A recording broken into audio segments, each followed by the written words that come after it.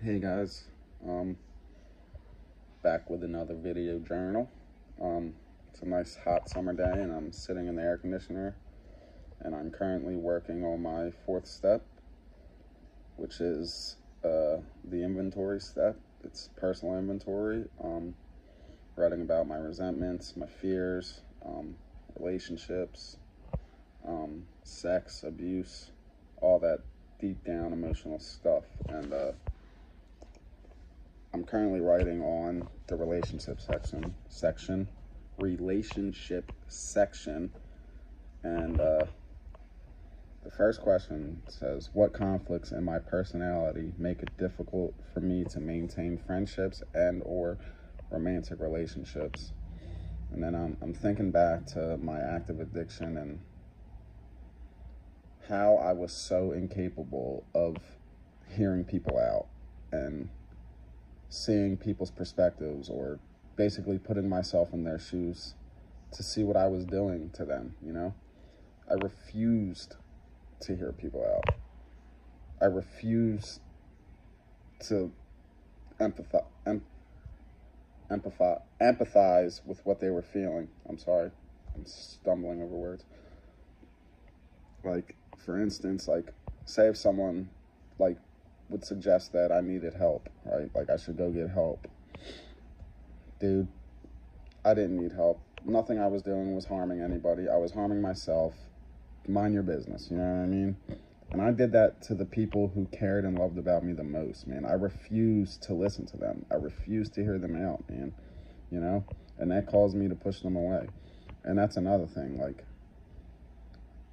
I pushed people away, and then I would blame them, and then I would sit in my own self-pity and just be mad at the world, like, oh, they left me, they don't care. That's a bunch of bullshit. That's just not true. They did care. They cared so much that they couldn't stand to continue to see what I was doing to myself, and they couldn't put up with it anymore. And I refused to see the hurt that I was giving them, man. I really hurt these people, and I refuse to see that. And maybe it's too late. It's too late to make up for those things, you know? I don't know. Only time will tell. But I'm thinking, and like, I think back and I would, like, how could I be so selfish and self-centered? I refused to see how people were feeling about me, man. Nothing I did was wrong in my eyes, man. I could literally lie to your face and be okay with it. And I did. Time and time again.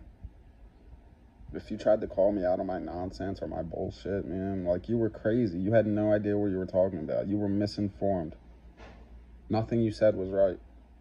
I was always right, man. I had to be right. I was such a selfish person in my active addiction, man. And I never realized it.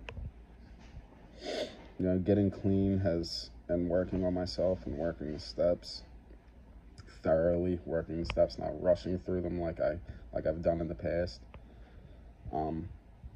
It's given me a new outlook on life, and it's given me time to take a second to see how other people viewed me, man, and to realize that what I was doing was wrong, that I should have heard them out.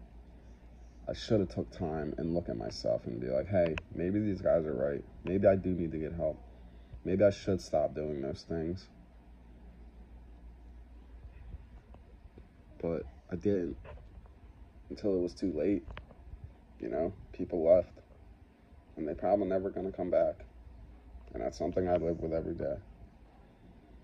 I carry so much remorse in my heart for that stuff today, because I now realize they were right and they just wanted the best for me, and I could not see that before, you know?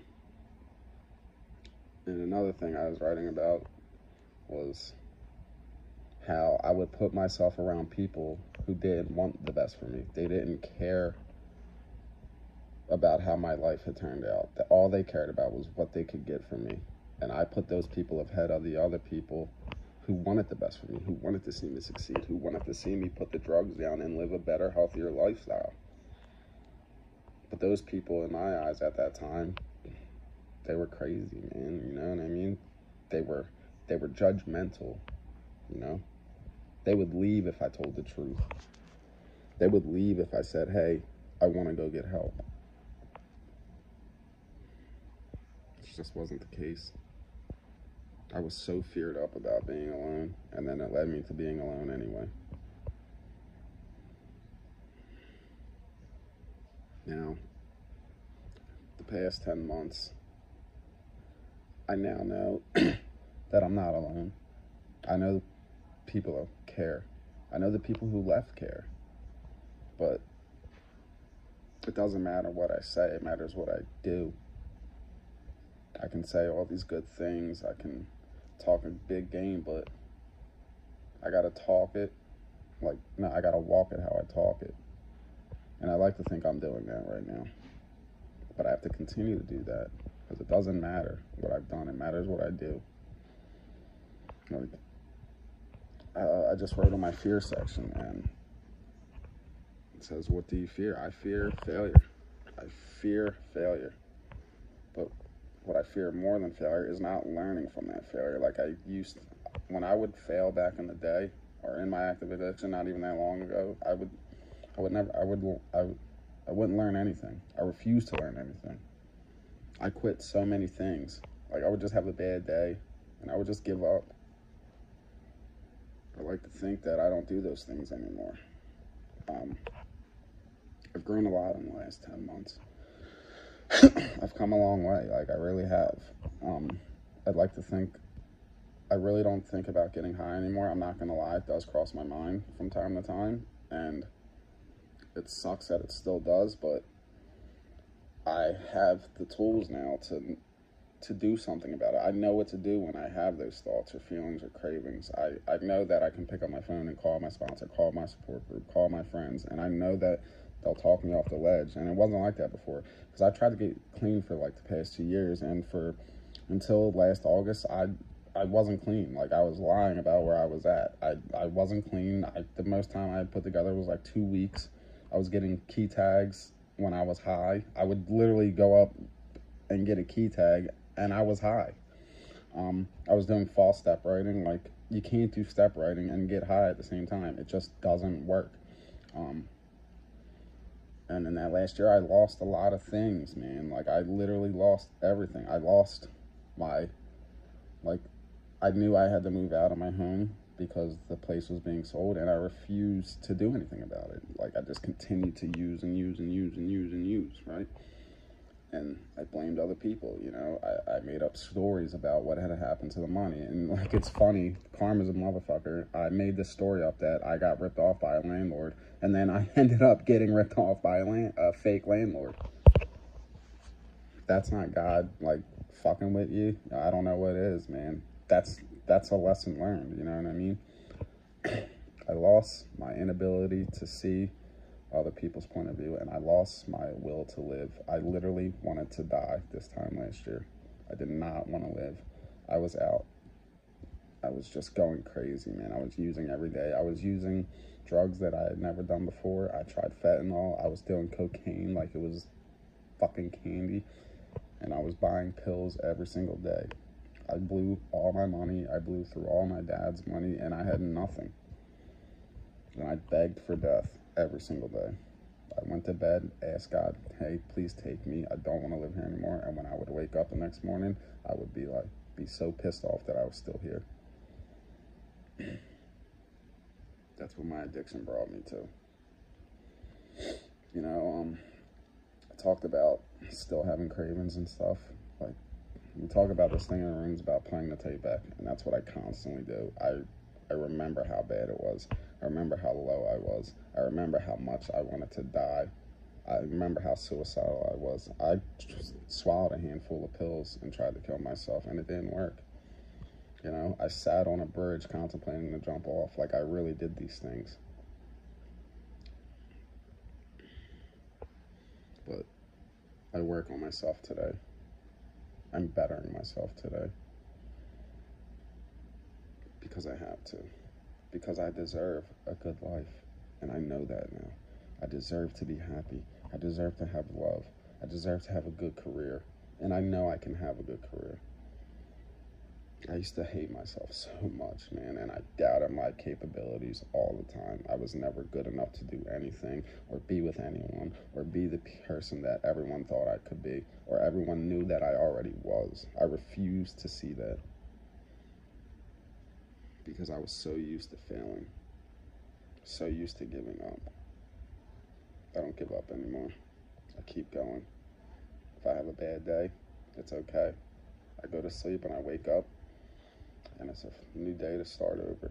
I get a fresh start every day.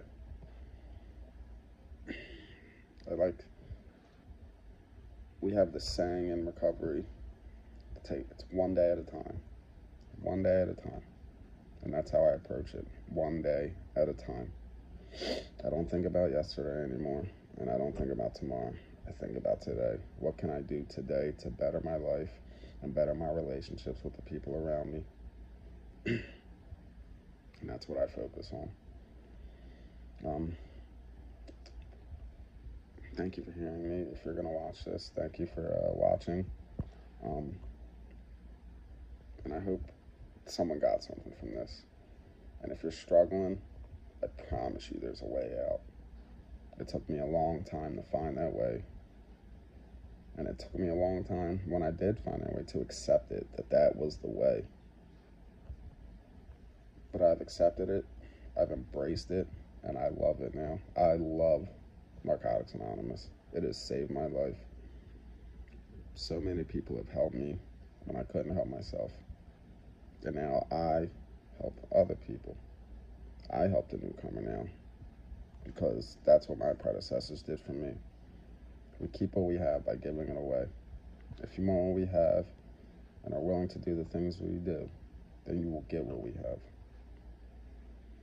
Our message is hope and our promise is freedom. Let's get another day. Peace.